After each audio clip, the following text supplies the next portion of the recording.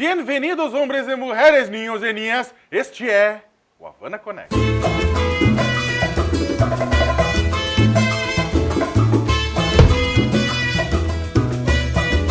Depois de décadas, Cuba e Estados Unidos voltaram a ter relações diplomáticas. Essa mudança surpreendente inspirou este programa, que vai analisar o que está bombando no Brasil e no mundo sob um ponto de vista de esquerda. Seja lá o que significar ser de esquerda hoje em dia. Ao invés de atender ao pedido de ultraconservadores, vá pra Cuba, o programa trouxe Cuba pra cá. Para começar, apresento a equipe do programa, que nem precisaria de apresentações. O professor e coordenador do MTST, Guilherme Boulos, o jornalista e deputado federal, Jean Willis, e a jornalista e escritora, Laura Capriglione.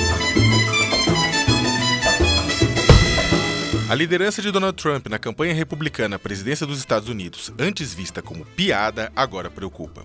A exploração do ódio para fins eleitorais parece ter fugido do controle e nem mesmo o próprio Partido Republicano tem sido intolerante o suficiente para seus próprios eleitores. Tudo bem, Laura? Tudo bem, Guilherme? Jean novamente de Brasília, defendendo os interesses do povo brasileiro, né, Jean? Tudo bem, Sakamoto? Sim, claro. Adoraria estar aí com vocês, até porque a mesa está farta hoje. Então eu queria estar aí, mas infelizmente, ou felizmente, eu tenho que estar aqui em Brasília cuidando das últimas ações legislativas antes do recesso, se é que vai haver recesso. Como vocês podem ver, a gente está com uma mesa farta, um panetone, né? Trouxemos a nossa cidra Cerezer, não ganhamos nada pelo merchan, mas a cidra Cerezer é provavelmente a espumante mais presente na mesa de todos os brasileiros, né? Então, feliz ano novo, boas festas, espero que 2016 não seja esta merda. Exatamente. Não, vamos ter um 2016 e alguns nós serão desatados, a gente vai andar. Eu sou uma pessoa esperançada, quero crer nisso e isso vai acontecer.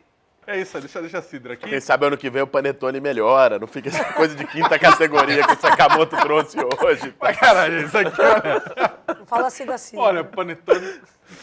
Ah, e a cidra? A cidra, até hoje, tá na casa da minha mãe, eu tomo cidra, cara, eu acho que... Ué, lá em casa também, na Baixa da Candeia, lá na casa da minha mãe é cidra Cerezer. É essa que vem com a maçã no rótulo. É essa mesmo. Pronto. Depois, se a Cerezer não patrocinar a gente, eu acho uma puta sacanagem com isso, na verdade. Mas olha, a gente vai começar o programa tratando dos Estados Unidos, né? Do nosso grande irmão do norte, né? Os Yankees estão com uma campanha eleitoral bastante complicada, que se começa nas primárias, né? Para decidir quem serão os candidatos republicanos, o candidato republicano e o candidato democrata, né? Começa de forma bastante complicada, né? Tendo no lado republicano o inigualável, inenarrável, incomparável Donald Trump, né? E para a gente começar o nosso debate, para dar uma fomentada no debate, a gente pediu para Maíra Cota, que é pesquisadora da New School, companheira nossa lá em Nova York, para ela fazer uma entrada a partir lá da Grande Maçã e contando qual que é a situação. Aqui nos Estados Unidos, os candidatos republicanos não estão interessados em discutir temas como mudança climática, controle de armas de fogo ou violência policial contra a população negra. Desde os ataques em Paris, eles têm investido pesado no aumento do tom de seus discursos de ódio, o que vem agradando seus eleitores. O apoio ao Donald Trump, o candidato favorito até agora, cresceu depois que ele propôs barrar a entrada de qualquer muçulmano no país. No dia 14, seus eleitores chegaram a expulsar de um evento um militante do movimento negro Black Lives Matter com gritos de queima e mata. No debate republicano do dia 15, os outros candidatos até tentaram denunciar os absurdos de Trump, mas parece que quanto mais xenofóbico, machista e racista ele é, mais ele cresce. Esse investimento no ódio como plataforma eleitoral parece estar fugindo do controle. E agora, nem mesmo o Partido Republicano é conservador e intolerante o suficiente para os seus próprios eleitores. Abraços aqui de Nova York, Maíra Cota. Eu estou impressionado com isso que ela disse, porque é muito bom ouvir uma narrativa de alguém que está lá acompanhando, porque a gente sempre acompanha através do filtro da imprensa daqui. Mas mesmo a imprensa daqui já tinha apontado o crescimento do Donald Trump entre os republicanos, né, entre os candidatos republicanos, a preferência dele por conta dessas declarações, desse estímulo ao ódio, à islamofobia.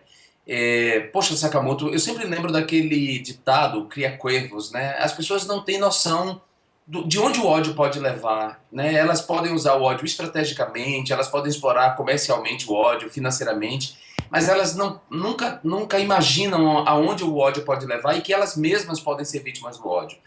A gente tem que tomar muito cuidado com isso, cara, porque a França socialistas e republicanos da França tiveram que se unir para impedir que o partido da Marine Le Pen, que é a extrema-direita, também islamofóbica, xenofóbica, racista, homofóbica, chegasse ao poder. Tinha vencido no primeiro turno, né? Poderia vencer no segundo turno.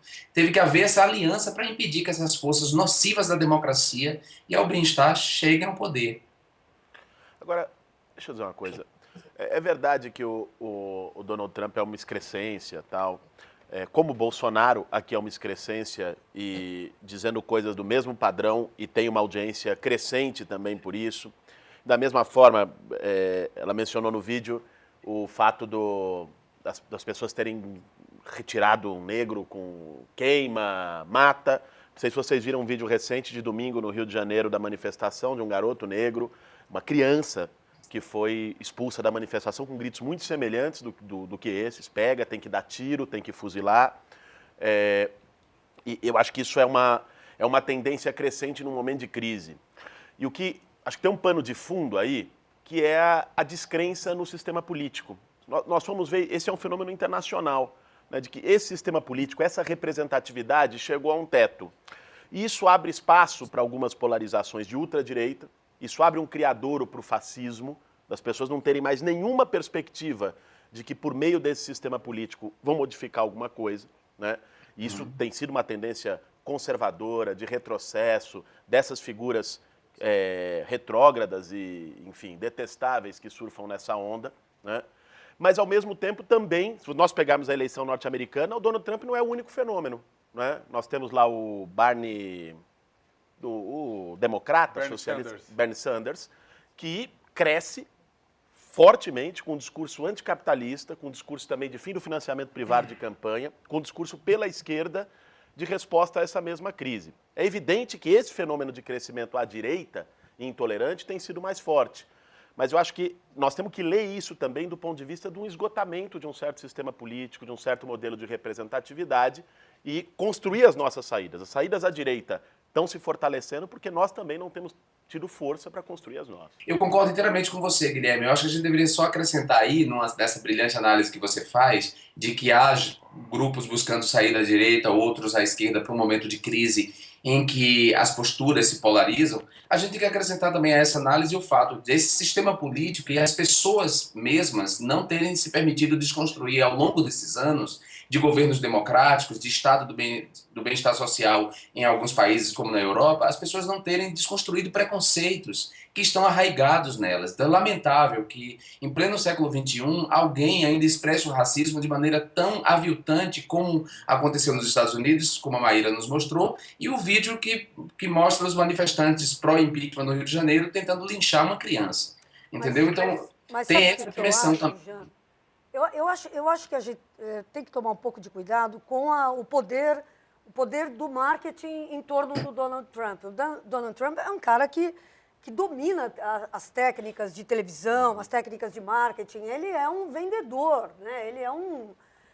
Então a gente tem que tomar um pouco de cuidado para a gente não se impressionar demais, porque, vamos combinar, o Donald Trump, que tem essas posturas repulsivas em relação à comunidade islâmica, é o mesmo cara que pegou e falou que tinha que mandar embora e que criminalizou um monte de imigrantes hispânicos, que constituem a maior população em termos linguísticos dos Estados Unidos. Então, a gente tem que tomar um pouco de cuidado, porque ele é muito ruidoso, mas é um pouco difícil você acreditar que essa comunidade toda que foi jogada na vala da criminalidade por ele, vá se sentir representado por esse cara, entendeu? Quer dizer, a gente tem que tomar cuidado para não se entusiasmar demais com o marketing dele. O marketing dele é esse. Eu espero que você tenha razão, porque o grande problema também é que você tem aquela relação entre estabelecidos e outsiders. Eu também acho. O mexicano que é imigrante, que imigrou, tem o green card, ele tem um comportamento que muitas vezes é xenófobo e preconceituoso com relação ao de fora que está vindo agora. Você tem razão, mas você pega assim, todas as principais vozes do establishment mexicano nos Estados Unidos, do establishment hispânico, falaram que ele estava sendo racista. Então, eu acho que é racista, homofóbico e tal, não sei o que. Quer dizer, esses caras denunciaram o Donald Trump por esse tipo de comportamento. Ele Então, ultrapassa a linha vermelha, né? ele ultrapassa a linha vermelha. Ele deixa horrorizado um cara que nem o Jeb Bush.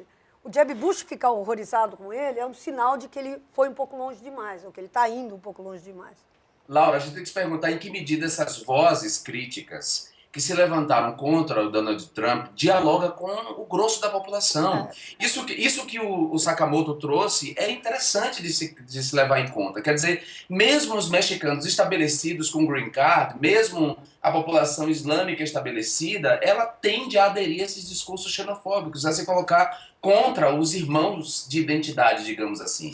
A gente tem que pensar nisso, por isso que eu insisto nessa dimensão subjetiva de como as pessoas conservaram preconceitos terríveis, como elas não desconstruíram, como esse sistema político, que o Guilherme critica de maneira muito justa, não ao longo desses tempos de funcionamento de governos democráticos e de bem-estar social, não produziram essa transformação nas pessoas, as pessoas não estimularam emoções políticas de empatia.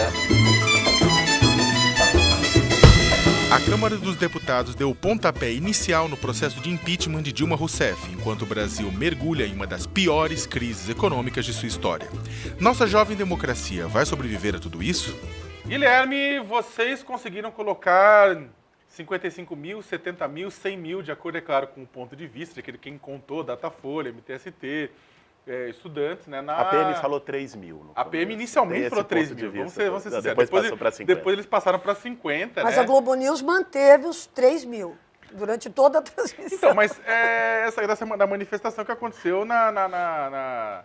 no dia 16, né? Isso foi logo depois de uma outra manifestação também, pró-impeachment, que havia ocorrido no domingo, né? E qual que é o contexto agora, né? Você tem diferentes forças indo para a rua, discutindo pró, contra. O impeachment sai? O impeachment não sai? O Brasil sobrevive? O Marx cita no 18 Brumário um velho ditado francês que era antes um fim horrível do que um horror sem fim. Eu acho que, de algum modo, esse é o sentimento que se coloca com o acolhimento do impeachment pelo Cunha. Porque a gente viveu nos meses anteriores uma pasmaceira, um jogo de chantagem, né? Uma conspiração a céu aberto, mas que não se colocava na política, conduzida pelo Eduardo Cunha, conduzida pelo Michel Temer e com o governo também fazendo essa negociação. A abertura do impeachment tornou as coisas mais claras, né? Eu acho que deixou mais claro o real risco de uma derrubada ilegítima do governo Dilma, desmoralizou, inclusive, a defesa do impeachment, na medida em que ele foi aberto por Eduardo Cunha, né? Que é uma pessoa que não tem mais condição alguma para permanecer como deputado, muito menos para definir os destinos do país, né? E abriu um debate político mais amplo na sociedade brasileira nesse momento.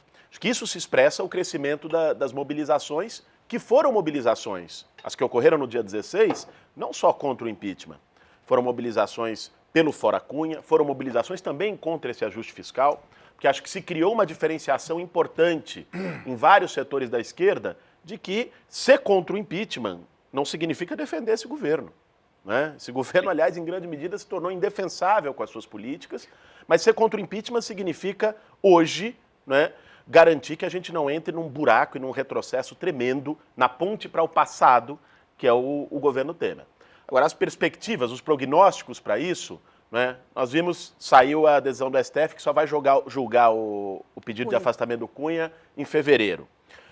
Parece que vai prevalecer no Congresso uma ideia de jogar para frente e arrastar o processo de impeachment por um período maior, diferente do que queria o governo. Então, quer dizer, você tem fatos da Lava Jato que podem incidir nisso, você tem as costuras parlamentares, você tem o Michel Temer fazendo articulações golpistas a céu aberto, de uma forma escandalosa e escancarada. Eu acho que hoje ainda é muito difícil prever o desfecho da situação. O Guilherme tem razão, mas a situação é complicada e eu quero deixar claro para as pessoas, em primeiro lugar, que colocar-se contra o impeachment não quer dizer que a gente discorde que o impeachment seja uma instituição reconhecida e prevista na Constituição. A questão não é essa. Quando a gente diz que se coloca contra o impeachment, a gente considera que não há razões para impedir esta presidenta, independentemente da gente ser oposição e fazer críticas ao governo dessa presidenta. todo mundo praticou pedaladas fiscais, governadores praticaram pedaladas fiscais, presidentes anteriores praticaram pedaladas fiscais. Então, se a gente pensar na proporcionalidade da pena, é um exagero. E se a gente pensar que o impeachment está sendo conduzido por causa de um ajuste de conta pós-eleitoral, sobretudo conduzido por um corrupto como Eduardo Cunha, a gente vê que não podemos nos colocar a favor dessa seletividade, porque é uma seletividade. Então, essa é a razão de se colocar contra o impeachment e não se colocar a favor do governo Dilma. Eu acho que a decisão do impeachment, por mais que tenha todos esses aspectos técnicos e tal, e são importantes, e a decisão ontem do ministro Fachin é uma coisa grave, como você lembrou, mas eu não tenho dúvida nenhuma de que essa discussão vai ser decidida nas ruas mesmo. E é claro que o que aconteceu ontem em São Paulo, no dia 16 em São Paulo, que foi aquela imensa manifestação criticando a Dilma, mas, ao mesmo tempo enfatizando a legitimidade do mandato dela, e que conseguiu reunir forças democráticas muito além das forças do PT, ou dos movimentos sociais organizados, mas democratas, sinceros democratas e tal, que se mobilizaram e que foram para as ruas.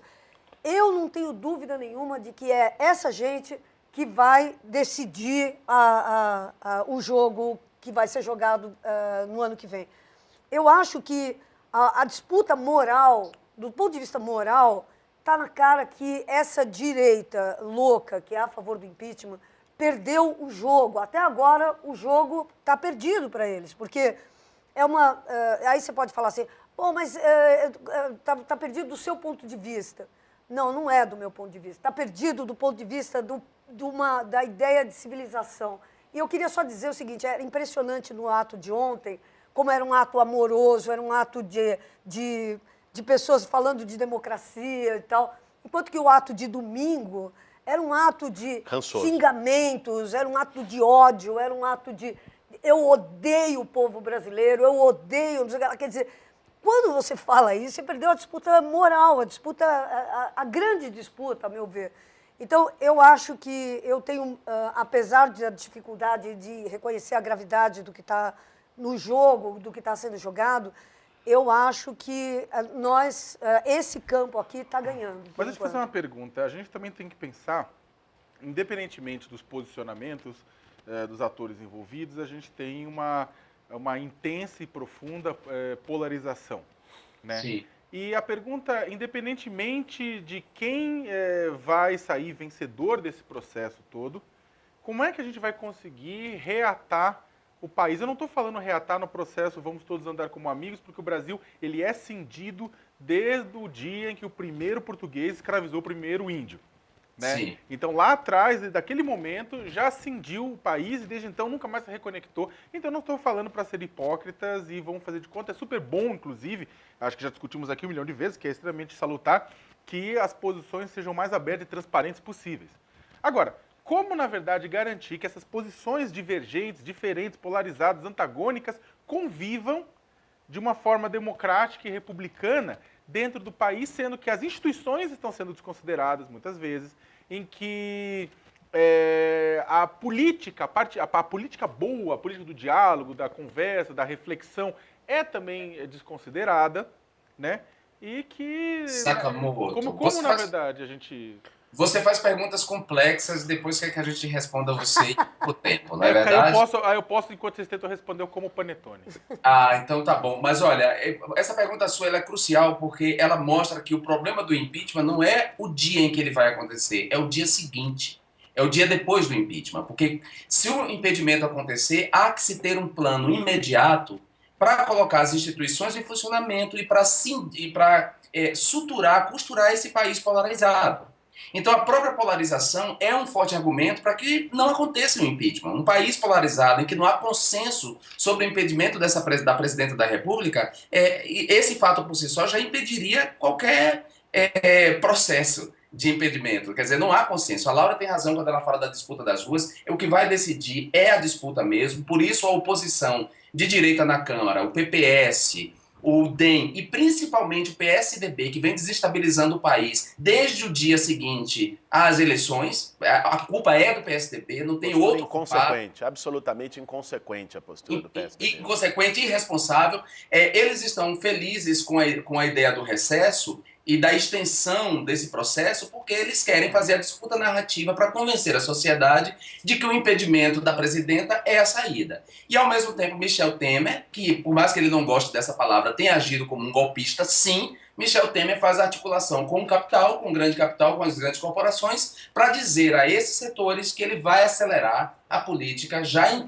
implementada, já empreendida, a política econômica já empreendida pelo governo Dilma. Então, essa pergunta que o Sakamoto faz, ela é crucial, porque é isso, se você não tem o que fazer no dia seguinte, você pode mergulhar esse país num caos inimaginável, quer dizer, que ninguém pode prever nesse momento, entendeu? Momentos de crise são momentos sempre de polarização, porque se reduz a margem de manobra para você conciliar. Momentos em que a política também transborda para as ruas, que é o que nós estamos vendo e que eu acho que nós vamos ver de forma ainda mais intensa no próximo período, até pelo agravamento da crise social. Agora, o ingrediente a mais, e é isso que pode tornar também a questão mais grave, mais forte, é você combinar um processo de crise social, de ataque a direitos, de responder à crise econômica com medidas regressivas, né, e recessivas, que vão aumentar desemprego, que vão piorar de forma expressiva a qualidade de vida da maioria, e combinar isso com uma condução política absolutamente inconsequente dos setores mais tradicionais, dos partidos mais conservadores da sociedade, porque aí isso vira qualquer coisa. Né? Isso vira qualquer coisa. Né? A crise social já é um fato em si. Pela primeira vez na história do país, nós vamos ter 3 anos seguidos de recessão na economia. O que nós vamos viver nos próximos anos já seria um quadro de convulsão social. Se combina isso com o isqueiro, né, da inconsequência política da direita brasileira e de setores da burguesia brasileira, né, estoura. Não é brincadeira o que a militância do partido passou de angústia no período que precedeu aquele voto. Porque as redes sociais, o WhatsApp, era bombardeado o dia inteiro com petistas prometendo: eu vou sair do partido se o partido livrar a cara do Eduardo Cunha e ceder a chantagem do Eduardo Cunha.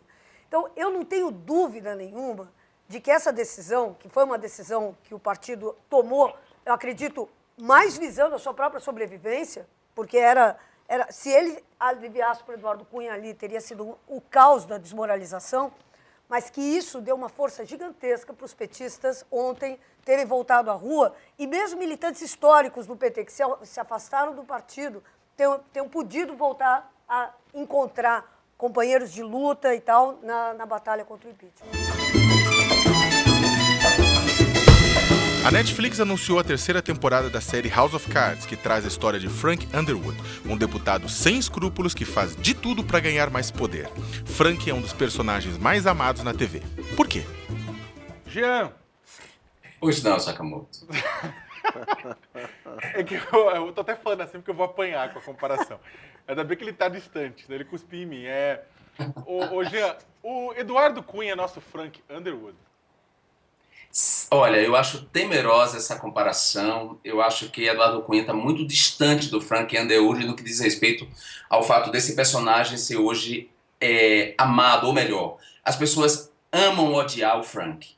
Eu acho temerosa essa comparação. Eduardo Cunha é um homem vil, ordinário, um sociopata, que praticamente colocou o país à beira do abismo institucional por interesses pessoais, privados, né? Esse homem está formalmente denunciado pelo Ministério Público por crimes graves de corrupção, lavagem de dinheiro, evasão ilegal de divisas, formação de quadrilha. Enfim, eu acho temeroso comparar com a ficção, porque a gente pode cair numa coisa perigosa, que é das pessoas começarem a amar esse vilão já para poder tirar a presidenta Dilma, já que a imprensa conduziu o embate entre ambos da maneira mais irresponsável possível. A imprensa tem uma contribuição no lugar que hoje ocupa Eduardo Cunha. De certa forma, ele chegou a esse lugar com o apoio desses setores que estavam usando ele para desestabilizar o governo recém-eleito. Então, ele saiu da medida, ele é uma espécie de Donald Trump nesse sentido. Ele saiu do controle. Se por um momento se usou Eduardo Cunha para esse fim, ele acabou saindo do controle dessas pessoas e hoje ele virou um problema. Então, essa comparação é temerosa. Eduardo Cunha tem que ser afastado da presidência, ele tem que ser cassado e ele tem que ser preso e pagar pelos crimes que ele vem cometendo há anos. É isso. Mas por que, uma pergunta, porque você foi pensar bem, o personagem Frank Underwood do House of Cards, ele é um assassino, ele matou com as próprias mãos, ele roubou, ele mentiu, ele distorceu, e atenção, spoiler, para chegar à presidência da República dos Estados Unidos, né? Alguém deve ter cometido suicídio agora com spoiler, mas foi spoiler, avisei que era spoiler. Por que então que um personagem como aquele a gente assiste e sente culpa de gostar dele? Eu torço por Frank Underwood, né? Eu não torço por ele, então eu sei que o Guilherme torce também. Já entreguei. Você torce por ele, Guilherme? Não, Sakamoto que tá dizendo. Olha que caralho! Eu não torço por ele, Sakamoto, e vou dizer, talvez porque ele também, ele faz as suas canalices e pratica os seus crimes contra pessoas que são odiosas igualmente. Né? E os americanos são hábeis em mexer com nossas emoções nesse sentido, em nos colocar em dilemas éticos, né? Nessa inversão de bem e do mal, que é uma coisa que o João Emanuel Carneiro está tentando fazer nessa novela, que não foi tão bem sucedida, A Regra do Jogo.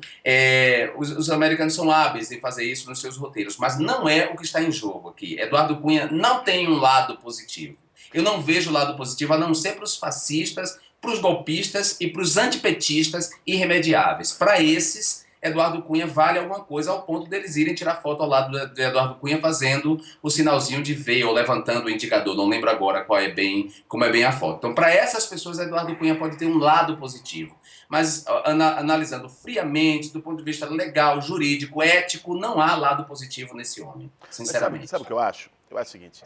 Aliás, Frank Underwood nos ajuda a explicar mais do que um personagem nesse enredo político brasileiro. Em relação ao Cunha, eu concordo com tudo que o Jean falou, do ponto de vista de que o Cunha não tem que ser glamourizado e o Cunha tem que ser tratado com o que é.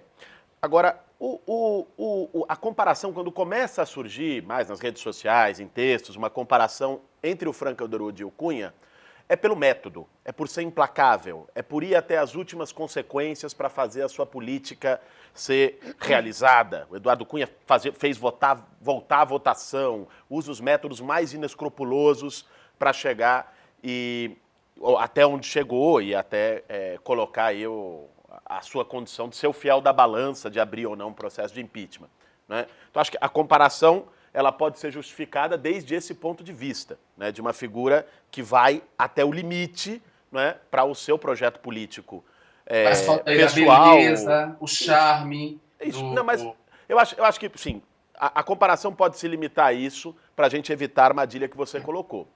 Agora, eu acho que é preciso também começar a fazer a correlação entre Frank Underwood e Michel Temer, né? Porque o Frank Underwood fica um período como vice-presidente dos Estados Unidos, conspirando, manda até cartinha também, né? Assim como Michel Temer, conspirando, né, para tomar a presidência.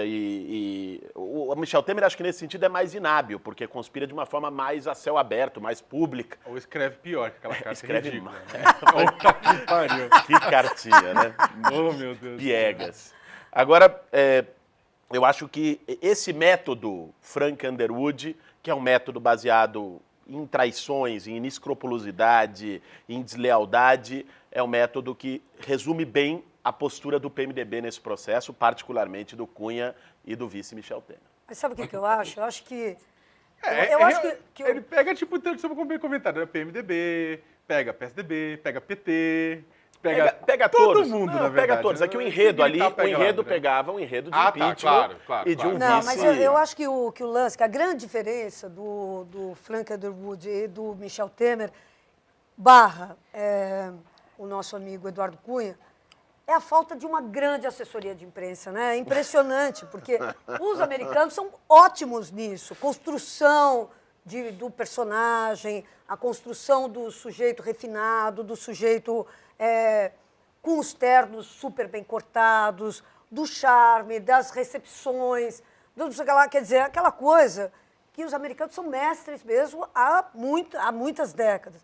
É completamente diferente, até uma covardia a gente comparar o Eduardo Cunha, que é um sujeito da periferia, um sujeito que vem de uma conexão maluca ali, de uma rádio evangélica que circula na periferia do Rio de Janeiro.